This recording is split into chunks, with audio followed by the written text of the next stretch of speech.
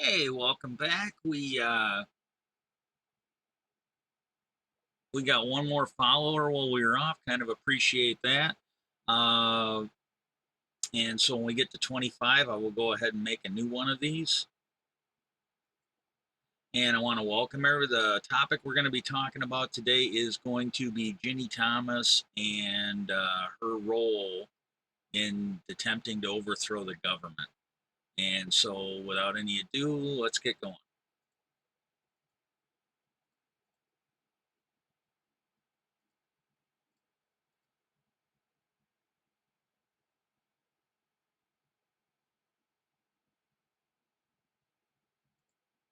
My apologies. I just updated OBS and it's kind of acting weird, and I don't know if it's my fault or their fault. But we got Ginny Thomas here. She's seated in between Mitch McConnell on the right, Moscow Mitch, and her husband, Clarence Thomas, Supreme Court Justice. And it's long been known that she collaborated or at least communicated in an attempt to overthrow the Arizona election. And now it is coming out. I heard something about it coming from Nancy Pelosi's office a day or two ago, and then today it was breaking news in the morning when I was feeding the cat. She apparently was trying to overthrow the Wisconsin election too for Biden. And I just want to say, I'm not just going to talk about her. I want to talk about the issue, the theft of an election, the attempted theft of an election. Okay, if you don't live in Wisconsin or if you don't pay a lot of attention to actual news, you probably won't know who this guy is. He is a member of the Wisconsin legislature. His last name is Voss. I honestly don't know what his first name is. This is a guy that hired someone to investigate the 2020 election. This here is Michael Gaberman. He is a former Supreme Court judge in Wisconsin. He was hired by Voss to basically pull like a cyber ninja on the 2020 election. He was supposedly going to look into it, and he was breaking the law, according to some legal experts. He was trying to do things he did not have the authority. He was impersonating the executive branch, acting like a form of law enforcement when he was just basically someone acting for the legislature. And he kept up what he was doing while there were people that did freedom of information requests. And we have Wisconsin state laws on that.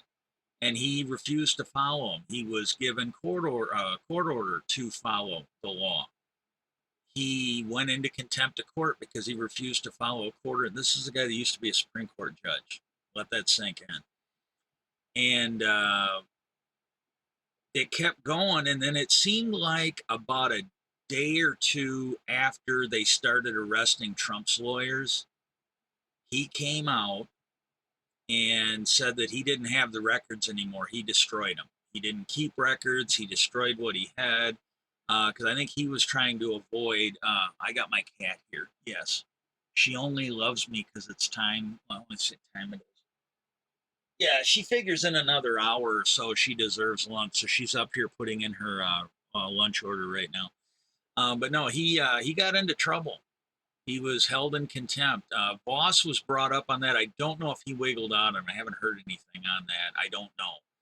But Ginny Thomas now appears to be involved in this, and we don't see anything from our attorney general.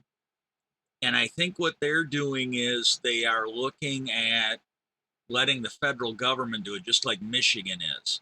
And this is my concern. I think that they need to move at least somewhat on the state levels. And I already tweeted out to the leadership of Michigan. I'm like, look, you guys need to get him on some state charges because Trump is now saying that if he gets back in, he's going to pardon him. And if they lock him up on federal and state charges, then they at least stay in jail unless they both replace the governor and the president. And this is something when we look at this he's former oil. He owns an oil company. They do pipelines and stuff. He's running for governor here in Wisconsin. I don't know what his name. Like, I got health issues, and this is just not a perfect moment for me. But the guy that's running for governor, that's going to run against our sitting governor in Wisconsin. This is something we need to know. Are you going to pardon any of the Republican criminals? After Biden's speech last night, this is a legitimate concern. And I really wish that we had seen some action by the DOJ already on this. I mean, if they're doing it and it's robust and they're just keeping it quiet, hey, hats off to you guys. Good job. But it just seems like after a year and a half after the terrorist attack on our Capitol, that maybe they would be bringing some of these to justice, or, at least a couple cases. You lock them down just like a mob case, and after they go to jail, you put them in a real shithole, and then they flip over. But this is my concern. It really is my concern.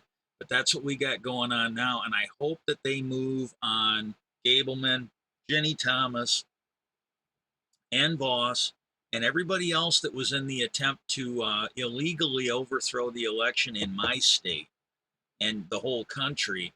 But on the off chance that, they're not going to get anywhere with it at the federal level, I really wish the Attorney General stateside would be doing something here in Wisconsin too. So if you got any questions or comments, leave them down there. I do try to get back to everything. Right now, I'm not getting overwhelmed with it. Feel free to subscribe.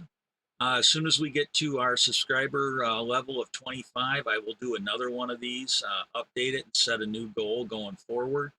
And just want to thank everybody. If you want to help out, like and subscribe to like the channel, or subscribe to the channel, like the videos, maybe share them with some people.